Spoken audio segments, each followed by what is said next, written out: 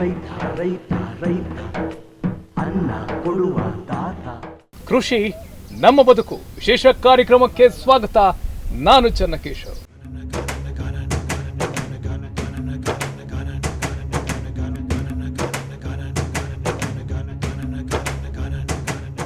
Okay, ಈಗ ಅಶ್ವಥಪ್ಪರೇ, ಈ ಒಂದು ದ್ರಾಕ್ಷಿಗೆ ಸಂಬಂಧಪಟ್ಟಂತೆ ನಿಮಗೆ ಮಾರ್ಕೆಟ್ ಯಾವ ರೀತಿಯೆಲ್ಲ ಸಪೋರ್ಟ್ ಮಾಡ್ತಾ ಇದ್ದಾರೆ, ಮತ್ತು ಈ ಒಂದು ಅಗ್ರಿಕಲ್ಚರ್ ರಿಲೇಟೆಡ್ಗೆ ಸಂಬಂಧಪಟ್ಟಂತೆ ರಾಜ್ಯದ ಜನತೆಗೆ ಒಂದಿಷ್ಟು ಏನಾದ್ರು ಒಂದು ಮಾಹಿತಿ ಕೊಡಬೇಕು, ಇನ್ನು ಯಾರಾದರೂ ಅಗ್ರಿಕಲ್ಚರ್ ಈ ಥರ ದ್ರಾಕ್ಷಿನ ಬೆಳಿಬೇಕು ಅಂತಂದರೆ ಏನನ್ನ ಮಾಹಿತಿ ಕೊಡೋಕೆ ಬಯಸ್ತೀರಿ? ಸರ್, ಮಾಹಿತಿ ಏನಿಲ್ಲ. ನಾವು ಬೆಳೆದಾಗ ವಾತಾವರಣ ಚೆನ್ನಾಗಿದ್ದರೆ ನಾವು ಏನು ಮಾರ್ಕೆಟ್ಗೆ ತೊಗೊಂಡೋಗೋಷ್ಟಿಲ್ಲ, ನಾವು ಬಂದು ಯಾರನ್ನೂ ಕೇಳೋಷ್ಟೇ ಇಲ್ಲ. ತಾನೇ ಬರ್ತಾರೆ, ತಾನೇ ರೇಟ್ ಹಾಕುತ್ತೆ. ವಾತಾವರಣ ಡಿಫ್ರೆನ್ಸ್ ಆದಾಗ ಯಾರು ಏನೂ ಮಾಡೋಕ್ಕಾಗಲ್ಲ. ವಾತಾವರಣ ಸರಿದಿಗೆ ಮಳೆ ಮಾರ್ಕೆಟಿಂಗು ಈ ಕಡೆ ನಾವು ಬೆಳೆದಿರೋಂಥ ಕಡೆ ಮಳೆ ವಾತಾವರಣ ಚೆನ್ನಾಗಿದ್ದರೆ ಒಳ್ಳೆ ಬೆಲೆ ಸಿಗುತ್ತೆ. ಎರಡು ಕಡೆ ಮಳೆ ಹಿಡ್ಕೊಂಡಾಗ ಕೊಳ್ತು ಹೋಗುತ್ತೆ, ರೇಟು ಸಿಗಲ್ಲ. ಓಕೆ, ಅಂದರೆ ನಾವು ಎಲ್ಲದಕ್ಕೂ ರೆಡಿ ಇರಬೇಕು. ಎಲ್ಲಕ್ಕೂ ರೆಡಿಗಿರಬೇಕು. ಲಾಸ್ ಆದರೂ ರೆಡಿಗಿರಬೇಕು, ಬಂದಾಗೂ ರೆಡಿಗಿರಬೇಕು. ನಾವು ಲಾಸ್ ಆಗೋವಾಗ ಯಾರು ಏನೂ ಮಾಡೋಕ್ಕಾಗಲ್ಲ. ನಮ್ಮ 3 ಬೆಳೆಯಿಂದ ಲಾಸೇ. ಇವಾಗ ಎಷ್ಟಕ್ಕೆ ಸೇಲ್ ಮಾಡಿದಿರಿ ಈಗ? ಸರ್, ಈಗ ನಾವು ಕೊಟ್ಟಿರೋ ಬೆಲೆ ನಮಗೂ ಸಂತೋಷ ಏನಿಲ್ಲ. ಓಕೆ, ಯಾಕಂದರೆ ನಮಗೆ ಬೇಕಾದಷ್ಟು ನೀರು ಹಾಕಿ ಇವತ್ತು ಹಣ್ಣು ಗಟ್ಟಿಯಾಗಿದ್ದರೆ ನಾವು ಧೈರ್ಯ ಮಾಡ್ತಾಯಿದ್ವಿ. ಇರಲಿ, ಇನ್ನೂ ಒಂದು ದಿವಸ ನಮ್ದು ಹಣ್ಣು ಏನು ಆಗೋದಿಲ್ಲ. ಈಗ ನಮ್ಗೆ ಮೊದಲೇ ಒಳಗಡೆ ವೀಕಿದೆ. ಓಕೆ, ಯಾಕಂದರೆ ಹಣ್ಣು ಸ್ವಲ್ಪ ನೀರು ಸಾಕಾಗಿಲ್ಲ. ಸಾಕಾಗಿಲ್ಲ. ಮಳೆ ಬಿದ್ದರೆ ಡ್ಯಾಮೇಜ್ ಬರ್ತದಂತ ನಮಗೆ, ಯಾಕಂದರೆ 2 ಬೆಳೆಯಿಂದ ನೋಡಿ ಅನುಭವ ಆಗಿದೆ. ಆದ್ದರಿಂದ ಇವತ್ತು ಈ ಬೆಲೆ ಏನು ಜಾಸ್ತಿ ಏನಲ್ಲ. ಈ 60-70 ರೂಪಾಯಿ ಕೊಟ್ಟರು ಏನು ಲಾಸ್ ಅಲ್ಲ ಸರ್. ಇದಕ್ಕೆ ಅಷ್ಟು ಕಷ್ಟ ಇದೆ ರೈತರಿಗೆ. ಕೂಡ ಒಂದು 55, 60, 70 ಗಂಟೆ ಇದೆ. 50 ರೂಪಾಯಿ ಗಂಟೆ ಇದೆ. 50. ಈಗ ನೀವು ನನ್ನ ಪ್ರಕಾರ ಒಂದು 10-15 ರೂಪಾಯಿ ಅವ್ರ ಮಾರ್ಕೆಟ್ ಅವ್ರಿಗೆ ಒಂದು ಲಾಭ ಮಾಡ್ಕೊಳ್ತಾರೆ ಅಂದರೆ ಒಂದು 30, 32, 35 ಗಂಟೆ ಕೊಟ್ಟಿರ್ತೀರಿ ಅಂತ ನಾನು ಭಾವಿಸ್ತೀನಿ. ಹೌದು, ಅಷ್ಟು ಅಲ್ಲಿವರೆಗೂ ಇರ್ಬೋದು. ಒಂದು 30 ರೂಪಾಯಿ ಗಂಟೆನೂ ನಿಮಗೆ ಸಿಕ್ಕಿರ್ಬೋದು. ಒಬ್ಬ ಅಂದರೆ ಎಷ್ಟು ಅಂದರೆ ಇದು ನೀವು ಕೊಡುವಂಥದ್ದು ಇಲ್ಲಿ KG ಲೆಕ್ಕ ಒಂದು ಎಷ್ಟು ಟನ್ವರೆಗೂ ಇದು ನಿಮಗೆ ಸಿಕ್ಕಿದೆ? ಎಷ್ಟು ಆದಾಯ, ಒಂದು ಅಂದಾಜು ಎಷ್ಟು ಸರ್? ಈಗ ನಮ್ಮ ಅಂದಾಜು ಒಂದು 20-25 ಟನ್ ಅಂದ್ಕೊಂಡಿದ್ದೀವಿ ಹಣ್ಣು ಈಗ ಸಿಕ್ಕಿರೋದು. ಈಗ ನಮಗೆ ಇನ್ನೂ ಒಂದು 15 ದಿವಸ ತೋಟದಲ್ಲಿದ್ದರೆ 30 ಟನ್ ಆಗ್ತಾಯಿತ್ತು. ಓಕೆ, ಇನ್ನು ಇದು ಟನ್ನೇಜ್ ಬರ್ತಾಯಿತ್ತು. ಓಕೆ, ಒಂದು ಹಣ್ಣು ದಪ್ಪ ಆದಾಗ ಕೊನೆ ತೂಕ ಜಾಸ್ತಿ ಬರ್ತಾಯಿತ್ತು. ಶುಗರ್ ಜಾಸ್ತಿ ಆದಾಗ ತೂಕ ಜಾಸ್ತಿ ಆಗೋದು. ಈಗ ಅಂದರೆ ನೀವು ಜಾಸ್ತಿ ದಿನ ಹಂಗೆ ಬಿಟ್ಟಾಗ ಈ ಹಣ್ಣು ಜಾಸ್ತಿ ಹಣ್ಣಾಗ್ಬಿಡಲ್ವಾ, ಉದ್ರಲ್ವಾ? ಅದೇ ಕರೆಕ್ಟಾಗಿ ನಾವು ಮೇಂಟೆನೆನ್ಸು ನೀರು ಮೇಂಟೆನೆನ್ಸ್ ಮಾಡಿದರೆ ಏನು ಉದುರುತ್ತದ ಆಗ್ತಾಯಿಲ್ಲ, ಅದಕ್ಕೇನು ಡ್ಯಾಮೇಜು ಆಗ್ತಾಯಿಲ್ಲ. ಯಾಕಂದ್ರೆ ಅದು ಆರೋಗ್ಯವಾಗಿ ಬಂದಿರ್ತದಲ್ಲ. ಈಗ ಆರೋಗ್ಯವಾಗಿ ಅದು ಬಂದಿಲ್ಲ.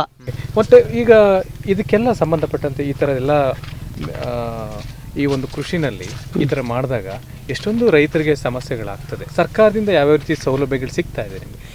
ಸೌಲಭ್ಯ ಏನು ಸಿಗ್ತಾ ಇಲ್ಲ. ಸರ್ಕಾರ ಇದ್ರ ಮೇಲೆ ಗಮನ ಕೊಡ್ತಾ ಇಲ್ಲ.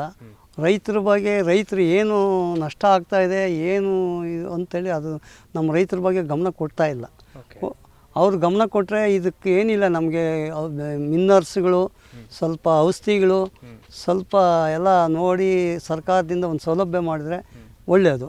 ಕೃಷಿ ಇಲಾಖೆಯ ಅಧಿಕಾರಿಗಳು ಬಂದು ನಿಮಗೆಲ್ಲ ಹೆಲ್ಪ್ ಮಾಡುವಂಥದ್ದು, ನೆರವು ಕೊಡುವಂಥದ್ದು, ಗೈಡ್ಲೈನ್ಸ್ ಕೊಡುವಂಥದ್ದು ಇದನ್ನೆಲ್ಲ ಏನಾದ್ರು ಮಾಡ್ತಾ ಇದ್ದಾರಾ? ಇಲ್ಲ ಸರ್, ಮಾಡ್ತಾ ಇಲ್ಲ. ಓಕೆ, ನಾವು ಈ ಬೆಳೆಯಲ್ಲಿ ಏನು ಮಾಡಿದ್ದೀವಿ, ಈ ಬೆಳೆಯಲ್ಲಿ ಏನು ನಷ್ಟ ಆಗಿದೆ, ನಾವು ಹೆಂಗೆ ಮಾಡ್ಬೇಕಂತ ನಾವೇ ಪ್ರಯತ್ನ ಮಾಡಿ ಅಕ್ಕಪಕ್ಕ ನೋಡ್ಕೊಂಡು ನಾವು ಮಾಡ್ತಾ ಇದ್ದೀವಿ. ಓಕೆ, ಇಲ್ಲಿವರೆಗೂ ನೀವು ಬಂದೇ ಇಲ್ಲ? ಯಾರು ಬರ್ತಾ ಇಲ್ಲ ಸರ್.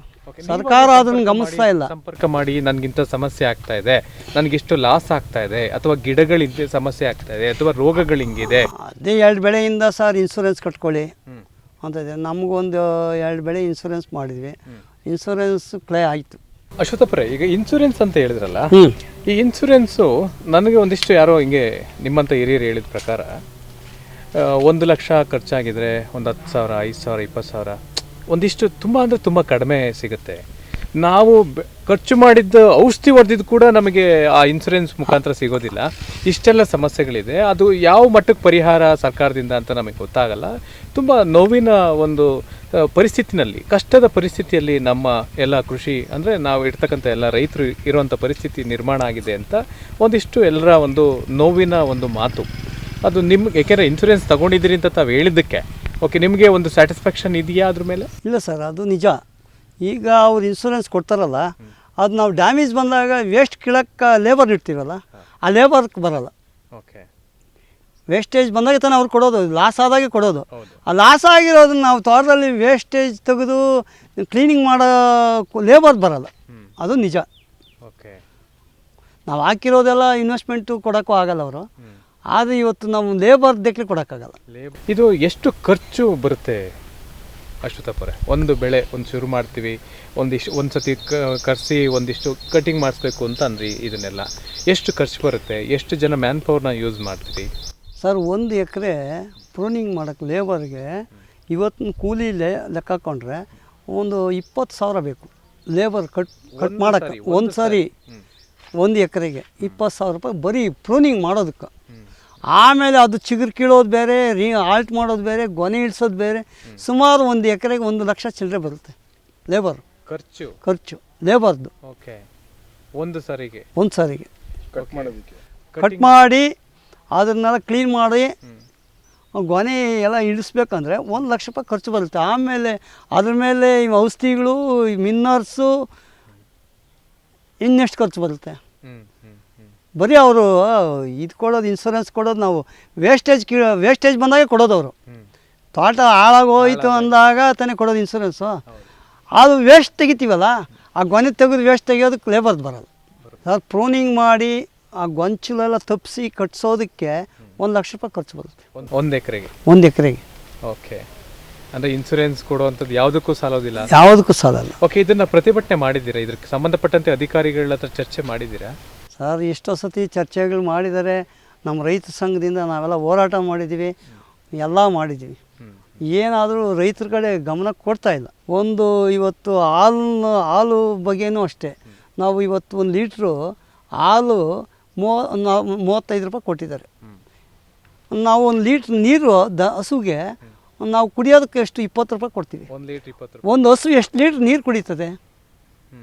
ಆ ನೀರು ದೇಕ್ಲಿ ನಮಗೆ ಇವತ್ತು ಅವ್ರು ಕೊಡೋವಂಥ ದುಡ್ಡು ಸಾಕಾಗಲ್ಲ. ಮೇವು ಎಷ್ಟಿದೆ, ಅದಕ್ಕೆ ಹಿಂಡಿ ಎಷ್ಟು, ಬೂಸ ಎಷ್ಟು, ಅದು ಹಿಂಸೆ ಎಷ್ಟು, ನಾವು ಲೇಬರು ಖರ್ಚು ಇವತ್ತೇನು ಸಿಗ್ತಾಯಿದೆ? ಇವತ್ತು 5 ರೂಪಾಯಿ ಹಾಕ್ಕೊಡು ಅಂದರೆ ಅಂತಾರೆ. ಎಷ್ಟಕ್ಕಿಂತ ಹೋರಾಟ ಮಾಡಿದ್ದೀವಿ. ಅದಕ್ಕೆ ಸರ್ಕಾರ ನಮ್ಮ ಕಡೆ ಎಲ್ಲಿ ಗಮನ ಕೊಡ್ತಾಯಿದೆ? ಸರ್ಕಾರಕ್ಕೆ ಏನನ್ನು ಮನವಿ ಮಾಡೋಕ್ಕೆ ಇಷ್ಟಪಡ್ತೀರಿ ಸರ್? ನಮ್ಗೆ ಮನವಿ ಮಾಡೋದೇನೆಂದರೆ, ನಮಗೆ ಇವಾಗ ಬಂದು ಲಾಸ್ ಆದಾಗ ತೋಟಗಳಲ್ಲಿ ಏನಾಗಿದೆ, ಎಷ್ಟು ನಷ್ಟ ಆಗಿದೆ, ಆಮೇಲೆ ಒಳ್ಳೆ ಮಾರ್ಕೆಟ್ ಪಾರ್ಸಲ್ ಮಾಡೋದಕ್ಕೆ ಮಾರ್ಕೆಟು ಒಂದು ಬೆಲೆ ನಿಗದಿ ಮಾಡೋಣ ಅನ್ನೋದು ನಾವು ಕೇಳ್ಕೊತೀವಿ. ಓಕೆ, ನಿಮ್ಮ ಸ್ಥಳೀಯ ರಾಜಕಾರಣಿಗಳಿಗೆ ಸಂಬಂಧಪಟ್ಟಂತೆ ಅವ್ರಿಗೆಲ್ಲ ಏನನ್ನ ಹೇಳಕ್ಕೆ ಬಯಸ್ತೀರಾ? ನಮ್ಮ ಸಮಸ್ಯೆಗಳು ಹಿಂಗಿದೆ, ಆಲಿಸಿ, ನೀವೆಲ್ಲ ಜನಪ್ರತಿನಿಧಿಗಳು ಆಯ್ಕೆಯಾಗಿ ಬಂದಿದ್ದೀರಿ, ನಮ್ಮ ಕಷ್ಟನ ಆಲಿಸಿ ಅಂತ ಏನಾರು ಮನವಿ ಮಾಡಿ? ಸರ್, ಎಲ್ಲ ಮನವಿ ಮಾಡಿದ್ದೀವಿ. ನಮ್ಮ ರೈತರ ಕಷ್ಟ ಏನು ಅಂತಲೂ ಎಲ್ಲ ಹೇಳ್ಕೊಂಡಿದ್ದೀವಿ. ಎಷ್ಟೋ ಸತಿ ಹೋರಾಟನೂ ಮಾಡಿದ್ದೀವಿ. ಓಕೆ, ಯಾರು ನಿಮ್ಮ ಸ್ಥಳೀಯ MLA? ನಮ್ಮ ಸ್ಥಳೀಯ MLA ಪ್ರದೀಪ್ ಈಶ್ವರ್. ಯಾವತ್ತಾದ್ರೂ ಹೋಗಿ ಭೇಟಿ ಮಾಡಿದ್ದೀರಾ? ನಿಮ್ಮ ಸಮಸ್ಯೆಗಳನ್ನೆಲ್ಲ ಹೇಳ್ಕೊಂಡಿದ್ದೀರಾ? ಎಲ್ಲ ಹೇಳಿದ್ದೀವಿ ಸರ್. ಈಗ ಬರ್ತೀವಿ, ನೋಡ್ತೀವಿ, ನಮ್ಗೆ ಅಲ್ಲಿ ಬಿಜಿ, ಇಲ್ಲಿ ಬಿಜಿ, ಇವತ್ತು ಬರ್ತೀವಿ, ನಾಳೆ ಬರ್ತೀವಿ ಅಂತ ಹೇಳ್ಕೊಂಡೇ ಹೋಗ್ತಾಯಿದ್ವಿ. ಕೊನೆಯದಾಗಿ ಅಶ್ವತ್ಥಪ್ಪರೇ, ಈ ಕಾರ್ಯಕ್ರಮದ ಮುಖಾಂತರ ರಾಜ್ಯದ ಜನತೆಗೆ ಹಾಗೆ ಎಲ್ಲ ರೈತ ಬಾಂಧವರಿಗೆ ಏನನ್ನು ಹೇಳಕ್ಕೆ ಬಯಸ್ತೀರಾ? ಏನು ಹೇಳೋಣ ಸರ್, ಈಗ ಇದರಲ್ಲಿ ರೈತರ ಅನ್ನೋನು ಯಾವತ್ತೂ ಬೆಳೆಯಿಂದ ಮುಂದುವರೋಕ್ಕಾಗಿಲ್ಲ.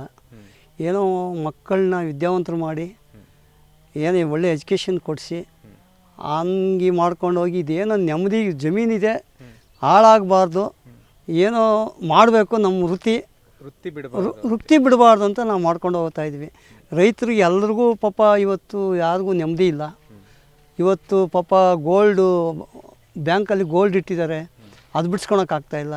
ಇವತ್ತು ಬಡ್ಡಿಗೆ ಹೋಗಿರೋರು ಬಡ್ಡಿಗೆ ಕಟ್ಟೋಕ್ಕಾಗ್ತಾಯಿಲ್ಲ. ಎಷ್ಟೋ ಜನ ಪ್ರಾಣ ಹತ್ಯೆ ಕಳ್ಕೊತಾ ಇದ್ದಾರೆ. ಇವತ್ತು ರೈತರೇ ಬೆನ್ನೆಲುಬು. ಆದರೆ ಎಲ್ಲ ಕಡೆ ನೋಡೋದಕ್ಕಿಂತ ಸರ್ಕಾರ ಆಗ್ಬೋದು, ಯಾರೇ ಆಗ್ಬೋದು, ನಮ್ಮ ರೈತನ್ನ ಗಮನಿಸಿದರೆ ದೇಶ ಒಳ್ಳೆಯದಾಗುತ್ತೆ. ನೀವೊಂದು ಮಾತು ಹೇಳಿದ್ರಿ, ರೈತರೇ ದೇಶದ ಬೆನ್ನೆಲುಬು. ಬೆನ್ನೆಲುಬು. ಅದು ಕೇವಲ ಹೇಳೋಕೆ ರಾಜಕಾರಣಿಗಳಿಗೆ ಭಾಷಣಕ್ಕೆ ಮಾತ್ರ ಸೀಮಿತ ಆಗೋಯ್ತಾ ಅಂತ? ಹೌದು ಸರ್. ಕೆಲವೊಂದು ನಾವು ಕೂಡ ಎಲ್ಲ ಕಡೆ ಓಡಾಡ್ತಾ ಇದೀವಿ, ರೈತರ ಸಮಸ್ಯೆಗಳನ್ನ ಕೇಳ್ತಾ ಇದ್ದೀವಿ. ಪ್ರತಿಯೊಬ್ಬರು ಕೂಡ ಕಷ್ಟ ಅಂತಾನೆ ಹೇಳ್ತಾರೆ ರೈತರು. ಆದರೆ ದೇಶದ ಬೆನ್ನೆಲುಬು ನಿಮ್ಮಿಂದನೇ ದೇಶ ನಡೀತಾ ಇರೋದು ಅಂತ ರಾಜಕಾರಣಿಗಳು ಹೇಳ್ತವೆ, ಸರ್ಕಾರಗಳು ಹೇಳ್ತವೆ. ಆದರೆ ರೈತರು ಮಾತ್ರ ಸಮಸ್ಯೆಲೇ ಇದ್ದಾರೆ. ಹೌದೌದು. ಒಟ್ಟಾರೆ ಅಂತಹ ರಾಜಕಾರಣಿಗಳಿಗೆ, ಈ ಸರ್ಕಾರಗಳಿಗೆ ಏನನ್ನ ಒಂದು ಸಂದೇಶ ಕೊಡೋಕೆ ಬಯಸ್ತೀರಿ? ಏನು ಸರ್, ಈಗ ರಾಜಕೀಯ ಬಂದಾಗ ಏನೋ ಒಂದು ಹೇಳ್ತಾರೆ, ಆಸೆ ಹುಟ್ಟಿಸ್ತಾರೆ, ಎಲೆಕ್ಷನಲ್ಲಿ ಓಟು ತಗೊತಾರೆ. ಎಲ್ಲ ಆದಮೇಲೆ ಬಿಡಪ್ಪ, ಏನು ನಮ್ಗೆ ಹೇಳಿ ಅಧಿಕಾರ ಸಿಕ್ತು, ಏನು ಅವ್ರ ಮಾತು ಕೇಳೋದು, ಅನ್ನ ಕೊಡೋರು ಅಂತ ಗಮನಿಸೋದೇ ಇಲ್ಲ. ಆಮೇಲೆ ಪ್ರಮಾಣ ವಚನ ಮಾಡುವಾಗ ನಮ್ಮ ರೈತನ ಛಲ ಹಾಕ್ಕೊತಾರೆ. ಹೌದು, ನಾವು ರೈತರ ಮಕ್ಕಳು, ನಾವು ರೈತರ ಕಡೆ ನೋಡ್ತೀವಿ ಅಂತ ಹೇಳ್ತಾರೆ.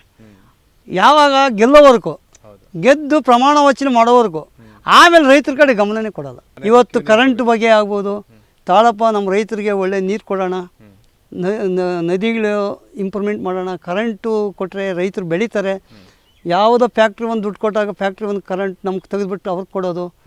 ನಾವಿದ್ದ ತಾನೆ ಅವರು, ನಾವಿಲ್ದ ಮೇಲೆ ಬೆನ್ನೆಲು ಬಿಲ್ದ ಮೇಲೆ ಏನು ಇದ್ರೆ ಏನು ಸುಖ? ಫಸ್ಟು ಬೆಳೆ ಬೆಳೆದು ನಾವು ಅನ್ನ ಕೊಡೋರ್ಕು ನಾವು ಕಡೆ ಗಮನ ಕೊಟ್ಟರೆ ಎಲ್ಲ ಚೆನ್ನಾಗಿರ್ತಾರೆ. ಖಂಡಿತ. ಅಶ್ವಥಪ್ಪರೇ, ಭಾಳಷ್ಟು ಮಾಹಿತಿಯನ್ನು ಈ ದ್ರಾಕ್ಷಿ ಗಿಡದ ಬಗ್ಗೆ ಮತ್ತು ನಿಮ್ಮ ನೋವಿನ ಒಂದಿಷ್ಟು ವಿಚಾರಗಳನ್ನ, ಸರ್ಕಾರದಿಂದ ಸಿಗ್ತಾ ಇರ್ತಕ್ಕಂಥ ಸೌಲಭ್ಯ, ಅಧಿಕಾರಿಗಳ ಒಂದು ರೀತಿ ವರ್ತನೆಗಳು ಎಲ್ಲವನ್ನೂ ಆದಷ್ಟು ನಿಮಗೆ ಗೊತ್ತಿರುವಂತಹ ಮಾಹಿತಿಯನ್ನು ನಮ್ಮ ಎಲ್ಲ ವೀಕ್ಷಕರಿಗೆ ತಿಳಿಸ್ಕೊಟ್ಟಿದ್ರಿ. Thank you very much.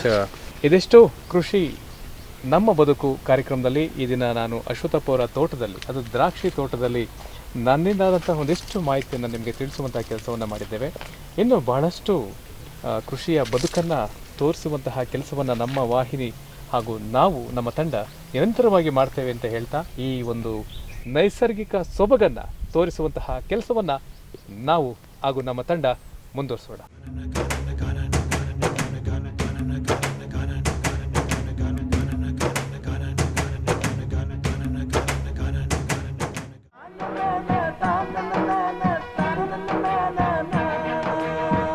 ರೈತ ರೈತ ರೈತ